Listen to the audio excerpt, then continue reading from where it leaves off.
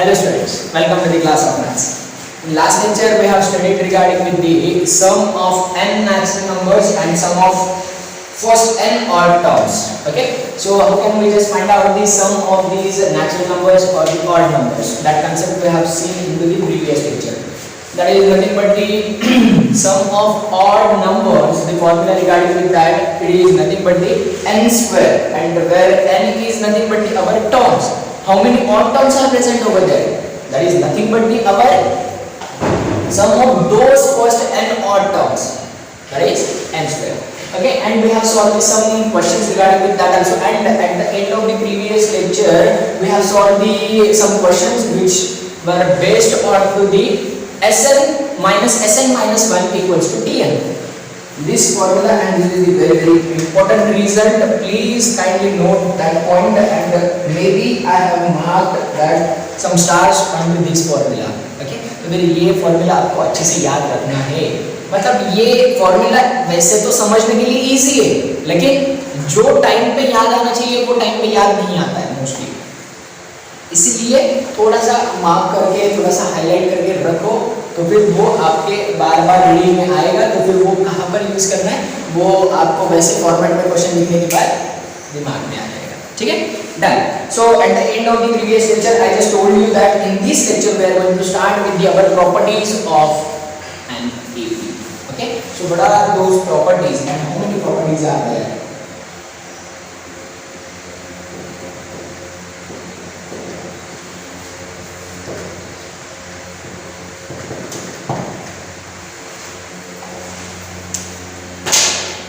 Our first property regarding with the AP, it is nothing but about the common difference.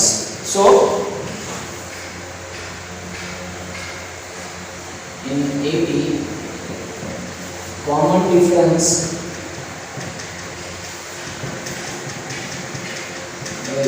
can be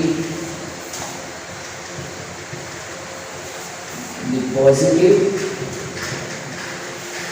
negative और zero.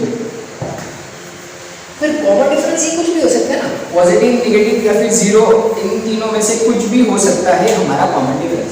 तो इसके लिए example मतलब simple है. ये तो हमने इससे पहले भी 10th में देखे ही वाला है. फिर भी सपोज 1 3 5 7 ओवर हियर 3 - 1 इज 2. तो फिर यहाँ पर जो भी कॉमन डिफरेंस मिलेगा वो हमेशा 2 ही मिलने वाला है. This is nothing but your positive. हाँ, क्या है अभी अगर यही सीक्वेंस को उल्टा कर दिया 7 5 3 1. अभी देखो 5 - 7 इज -2, 3 - 5 इज -2, 1 - 3 इज -2. तो फिर कॉमन डिफरेंस क्या मिल रहा है हमें? Negative number. So this is all this type. अभी वैसे ही सारे नंबर सेम है 5 5 5 5. अभी यहाँ पर क्या है 5 - 5 0, 5 - 5 0, 5 - 5 0. तो फिर सब में का डिफरेंस जो भी है वो कितना है? 0. And that difference is same all over this sequence. So we can call it as the common difference. So in this case our common difference is 0. Clear? ठीक है, डन. तो फिर अभी सेकंड जो भी प्रॉपर्टी है that is nothing but the second property है if ABC are in AP. Okay, अभी अगर जो भी एबीसी है are in AP, if A, B, C are in AP. इसका मतलब A, B, C ऐसे 3 नंबर से ये अगर AP में है तो फिर हम क्या कर सकते हैं? देखो जो भी डिफरेंस है वो सेम रहेगा. B - A should be equals to C - B क्योंकि कॉमन डिफरेंस है. पहले से ही बताया गया है कि ABC it is nothing but these terms are present in AP. अगर AP में प्रेजेंट है तो फिर हम क्या कह सकते हैं? B - A must be equal to C - B. ये डिफरेंस सेम आना चाहिए. am I right? अभी देख लो ये जो भी b है अगर इसको हमने लेफ्ट हैंड साइड पे शिफ्ट कर दिया so it will become b + b. And ये a अगर वो साइड शिफ्ट कर दिया so we will get a + c. So it means 2b must be equals to a + c. This is the our condition regarding that AP. So if ABC are in AP then 2b must be equals to a + c. is that clear? 2b ये a + c के equal होना चाहिए. That's it. ये हमारी second condition. And on the basis of these conditions, there are some questions. So we'll solve some question over here. Yes first question ये थोड़ा सा अच्छा है। अभी देख लेना इसमें दोनों का कंसेप्ट यूज है, जैसे कि मैंने पहले ही बताया था log. This is the one chapter which we are going to see into the each and every chapter. अभी क्वाड्रेटिक इक्वेशन में भी हमने देखा था कि लॉग आया था। अभी वैसे ही सीक्वेंस एंड सीरीज में भी आपको लॉगरिथम के क्वेश्चन मिल सकते हैं। So the question is nothing but the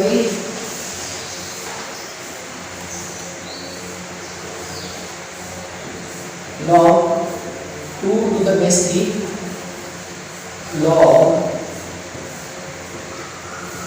2 raised to x minus 5 to the base 3 and log 2 raised to x minus 7 by 2 to the base 3 are in AP determine x value of x we have to find out the okay no options are there integer type question. ठीक है, अभी देखो कि आपको बोला जाएगा कि ये तीनों के तीनों टर्म्स AP में प्रेजेंट है, तो फिर x की वैल्यू एग्जैक्टली क्या हो सकती है। अभी यही टाइप हमने अभी देख लिया। अगर जो भी गिवन 3 नंबर्स है ये अगर AP में प्रेजेंट है, सो which condition we have seen, that is nothing but the 2b must be equals to a plus c। फिर जस्ट AP का नॉलेज यूज कर लो क्या कि अभी यहाँ पर ये a है, b है और c है। ये तीनों के तीनों टर्म्स अगर AP में प्रेजेंट है, so we know that 2b must be equals to a plus c। तो फिर 2b मतलब क्या, 2 into log to the base 3 2 raised to x minus 5 and which is must be equals to a plus c means log 2 to the base 3 and log of 2 raised to x minus 7 by 2 and to the base। अभी देख लो यहाँ पर ही AP का knowledge finish. ठीक है, सिर्फ और सिर्फ अभी क्वेश्चंस कैसे आ सकते हैं ना मेंस में एडवांस में, ये बात याद रखना।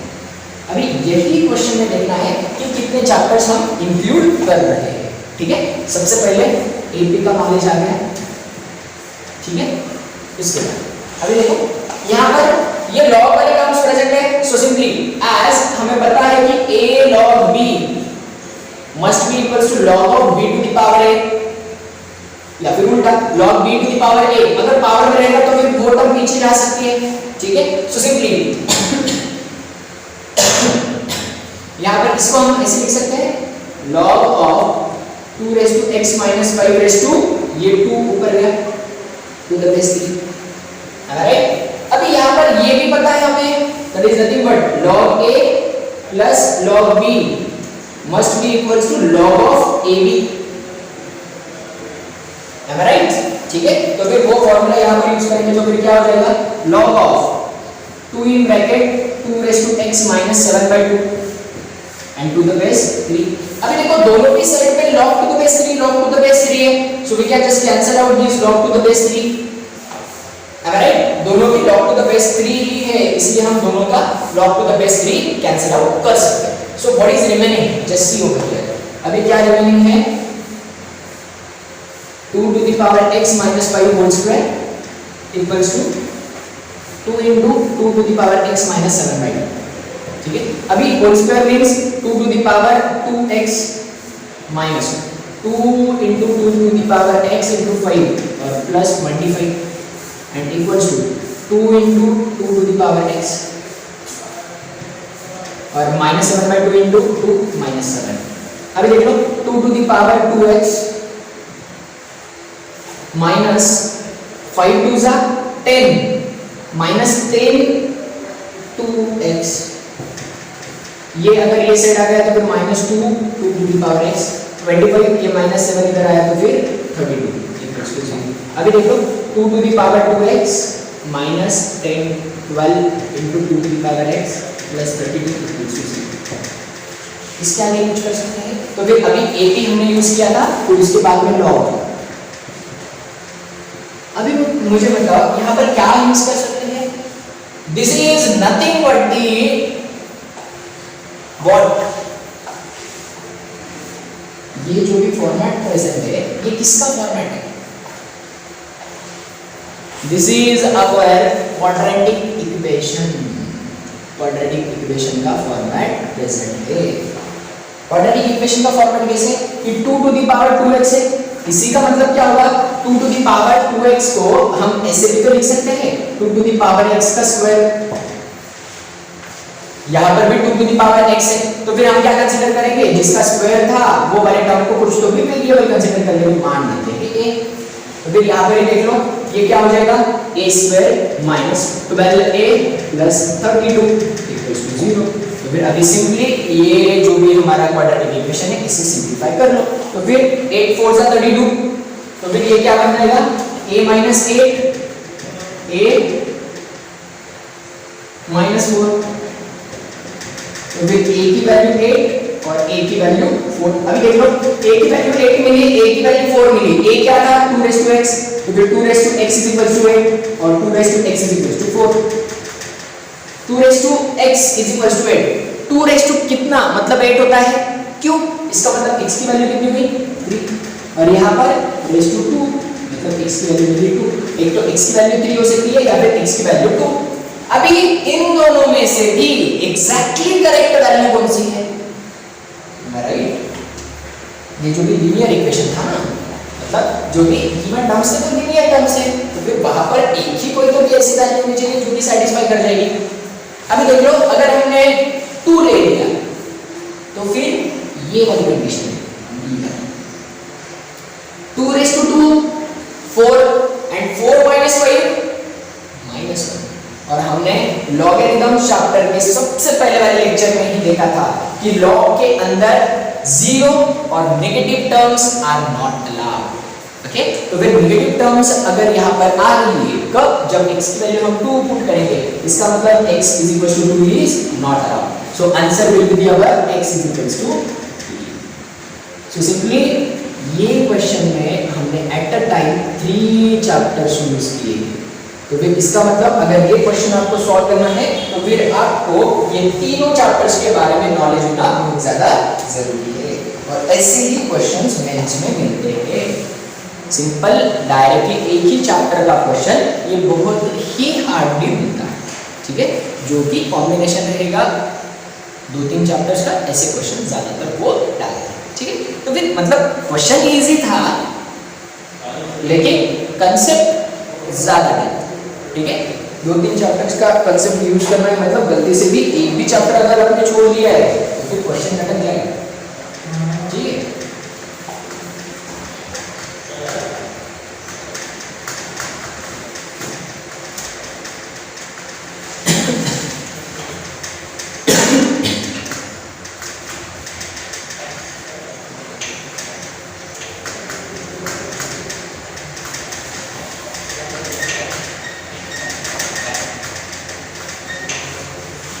Then, we have one more question. Next, ठीक है, एक ही क्वेश्चन है। Then, next, ये आपने देखा भी है इससे पहले 10th में, सिर्फ थोड़ा सा अभी डेप्थ है। क्या है? Considering the terms into the AB. Consideration of terms in an AB।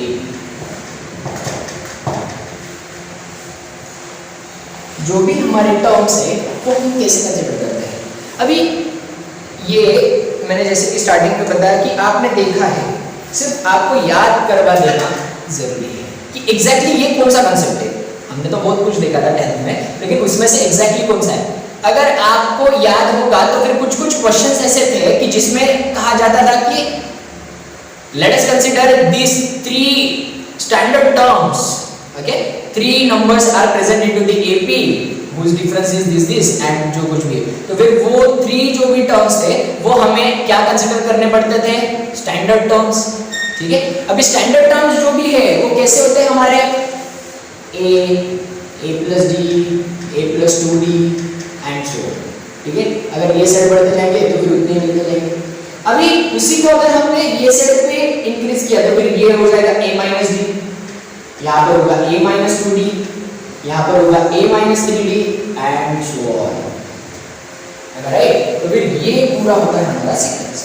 तो फिर इसमें से कुछ कुछ टर्म्स हमें उठाने हैं, ठीक है। अगर आपको बोला गया कि 3 standard term, first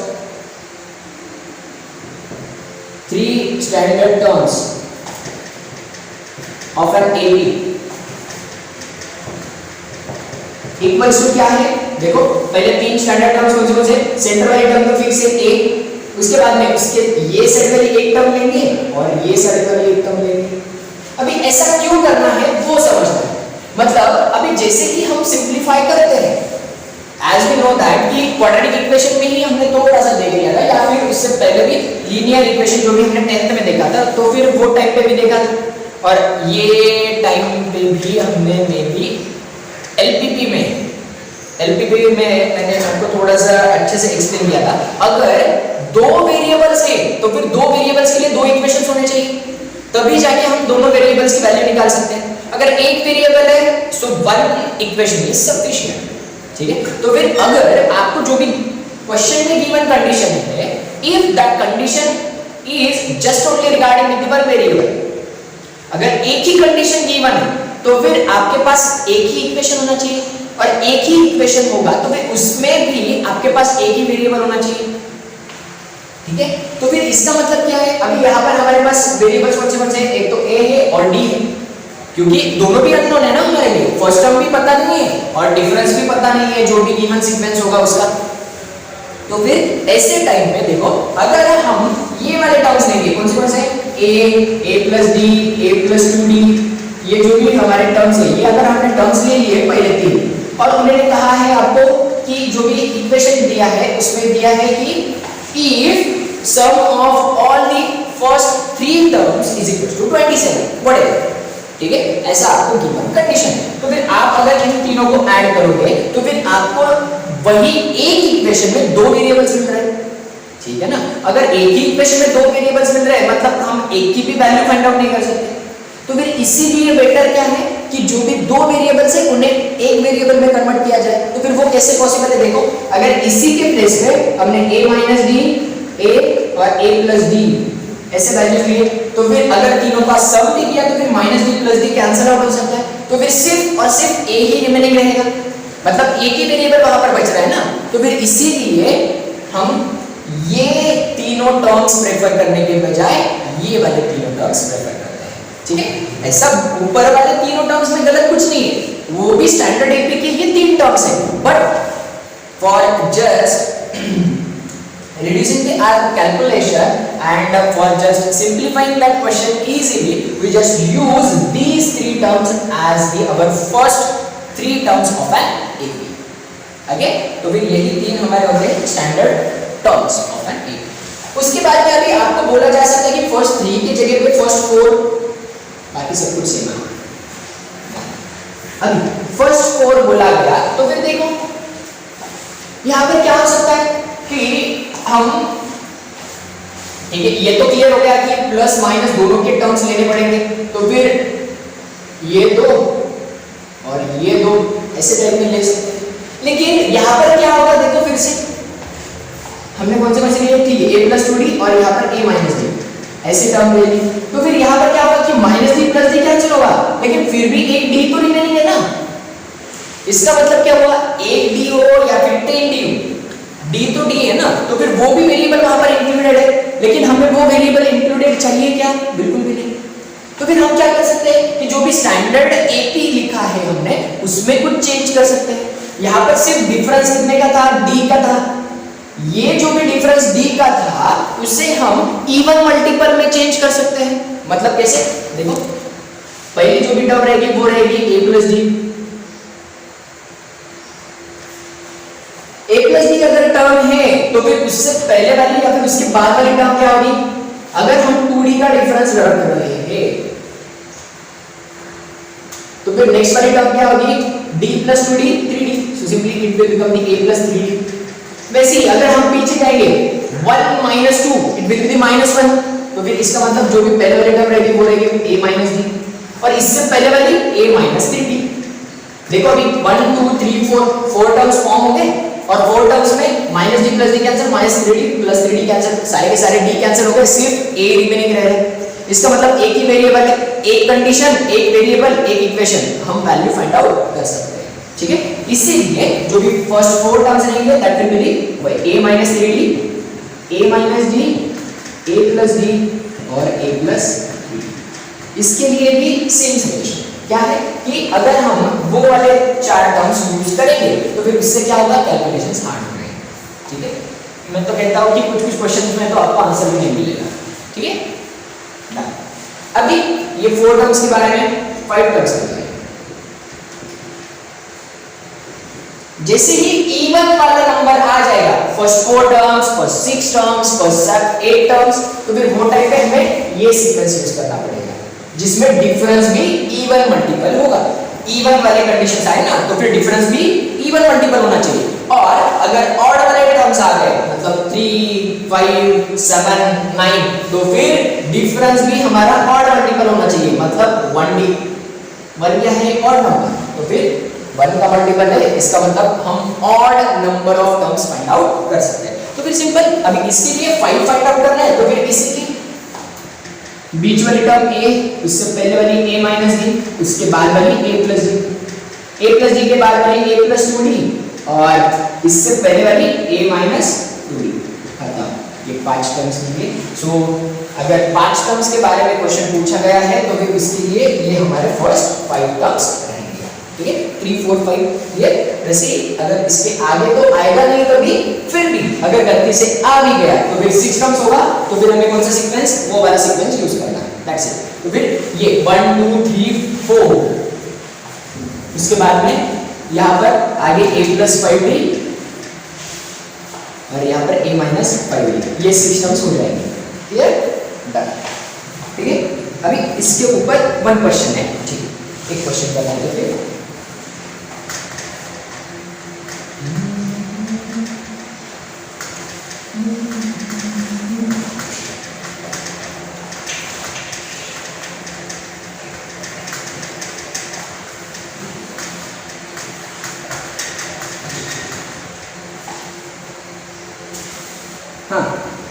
Question is that the sum of 3 numbers in AP is 27.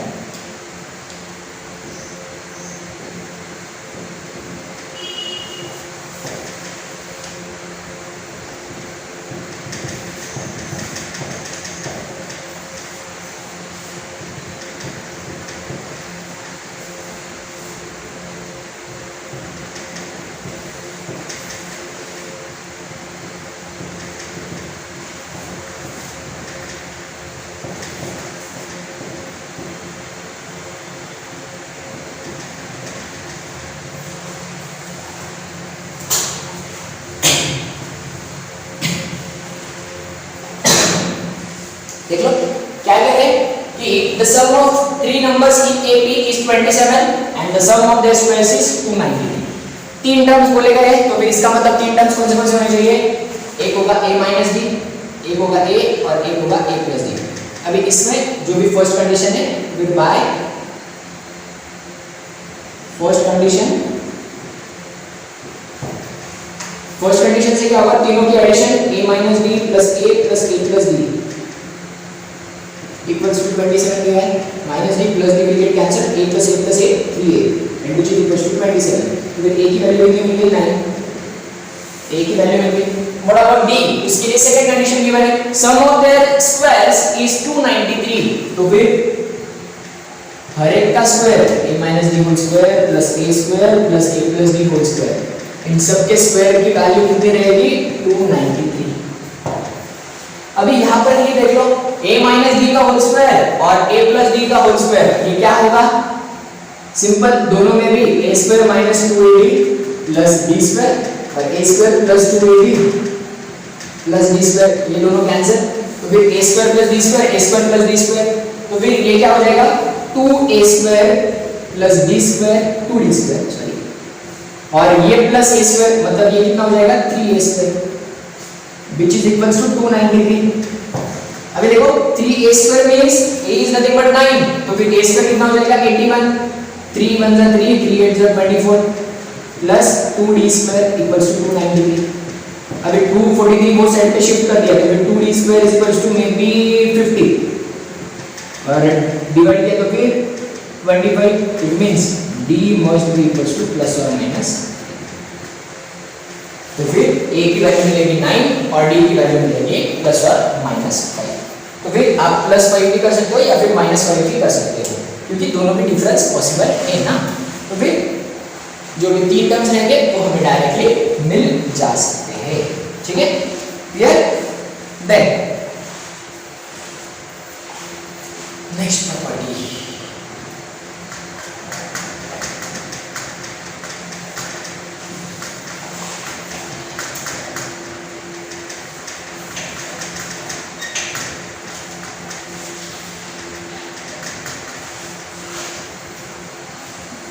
the sum of terms of an AP equidistant from beginning and end is constant.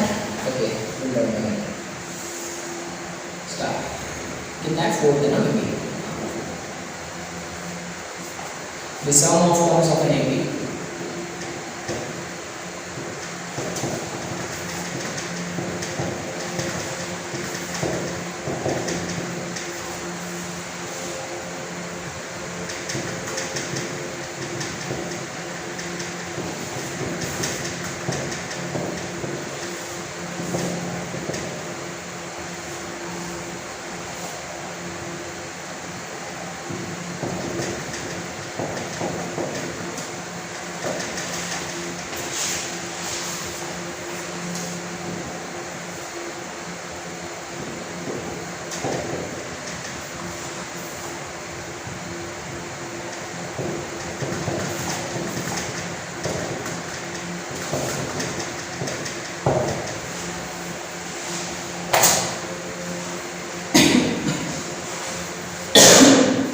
देखो, the sum of terms of an AP equidistant from beginning and end is constant and equal to sum of first and last term।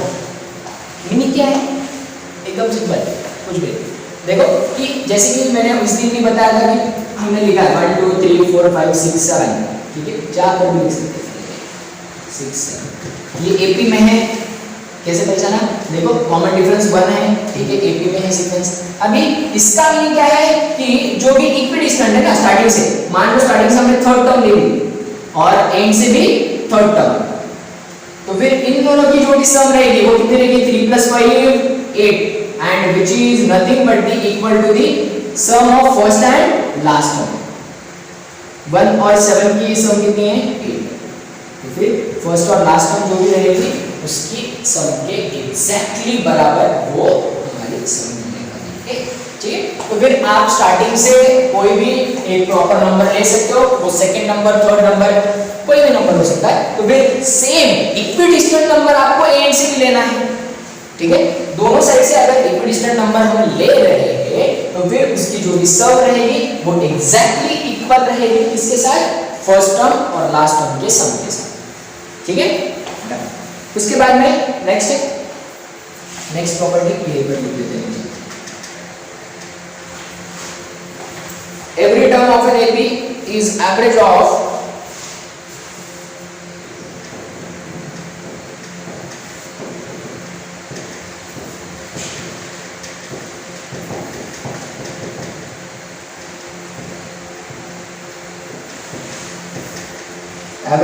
terms equidistant from it।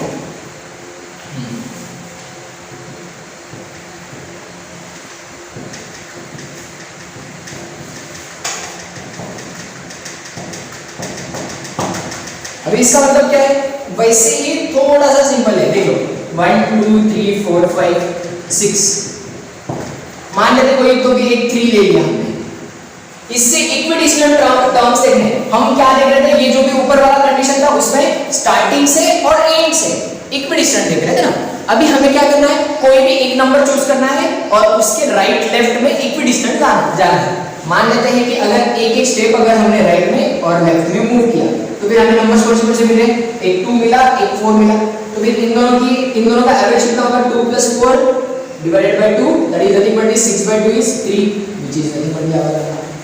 अभी अगर हमने दो steps गए, ये side 2 step, ये side 2 step, देखो 5 + 1 6/2 is nothing but 3।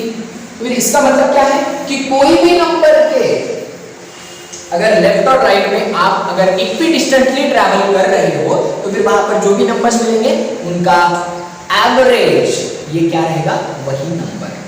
ठीक है, ये डन। तो फिर ये हमारी फिफ्थ वाली प्रॉपर्टी है, इसी के बेसिस पे क्वेश्चन है।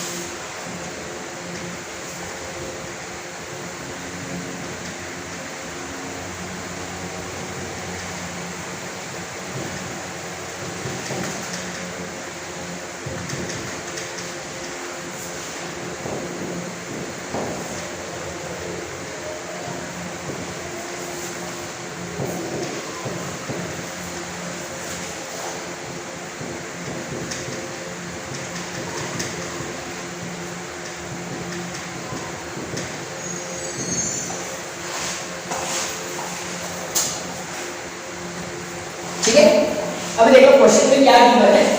आपको क्या बोला गया है कि if summation of j is equal to 1 to 21, aj is equal to 692, where a1 a2 a3 up to a21 are in ap, then summation of I is equal to 0 to 10 a to the base 2i plus 1 is, ये क्या है? सबसे पहले देख लो कि ये हमें AP में गिवन है A1 A2 A3 up to A21, और यहाँ पर से अगर हम देखेंगे ये जो भी समेशन गिवन है ये भी उन्हीं का है। 1 to 21 मतलब क्या, 1 2 3 4 ये सब कुछ हमें J के प्लेस पे पुट करना है। A1 plus A2 plus A3 up to A21, तो फिर ये कितना मिलने वाला है 690। तो फिर अभी देखो अगर ये सारे के सारे टर्म्स AP में हैं तो फिर हम यहाँ पर Sn का फॉर्मूला लगा सकते हैं और n के प्लेस पे 21, am I right? तो फिर Sn का फॉर्मूला क्या आता है हमारा, लिख लेते हैं n/2 इन ब्रैकेट। अभी एक फॉर्मूला था 2a plus n-1 into d, तो फिर वो केस में a और d हो जाएगा, तो फिर वहां पर तीन अननोन्स आ जाएंगे। तीन अननोन्स कैसे, d is nothing but d जो भी है वो दो अननोन्स के फॉर्मेट में ना, ठीक है, हमारा a एक अननोन और d भी हम दो अननोन्स के फॉर्मेट में लिख रहे हैं। तो फिर उससे बेटर क्या है कि हम अपना फॉर्मूला लगा रहे हैं, that is nothing but d, Sn is equals to n/2 in bracket a plus tn, ये भी तो हमने फॉर्मूला देखा था ना, तो फिर वही फॉर्मूला लगा लेते हैं। a is nothing but d a1 और tn is nothing but d a21 and which is equals to 690। Clear? तो फिर ये फॉर्मूला अगर हम यहाँ पर पुट करेंगे, यहाँ पर फॉर्मूला ही लिखना है ना, सॉरी यार, पहले फॉर्मूला लिख लेते हैं फिर नेक्स्ट वाले स्टेप में वैल्यूज पुट कर देंगे। ये यहाँ पर है a plus tn and which is, हाँ ठीक है, और फिर अभी क्या हो जाएगा n/2 नहीं n/2 21/2, और यहाँ पर a की वैल्यू a1 और लास्ट वाली वैल्यू a21 इक्वल्स टू 693। 693 मतलब देखो 21 1 जा 21 3 जा 63, और फिर से 63 मींस 21 3 जा ओनली 2 मल्टीप्लाई हो गया 66, तो फिर a1 प्लस a21 की वैल्यू कितनी मिली हमें 66। ओके फाइन, a1 और a21 की वैल्यू हमें कितनी मिली है 66। अभी देखो ये जो भी हमें बोला गया ना, then summation of i is equal to 0 to 10, i के वैल्यू 0 टू 10 के बीच में पुट करने हैं और यहाँ पर का समेशन लिखना है। तो फिर सबसे पहले देखते हैं कि सीक्वेंस क्या आ जाता है। i की वैल्यू अगर हमने 0 पुट की तो फिर हमें क्या मिलेगा a1, i की वैल्यू 1 पुट की तो फिर 2 + 1 3, फिर अगर 2 पुट की तो फिर 5 एंड सो ऑन। लास्ट में 10 पुट करने के बाद क्या मिलेगा 20 + 1 21। ठीक है, उससे पहले 9 अगर पुट की तो फिर 9 2 जा 18 और 8 19।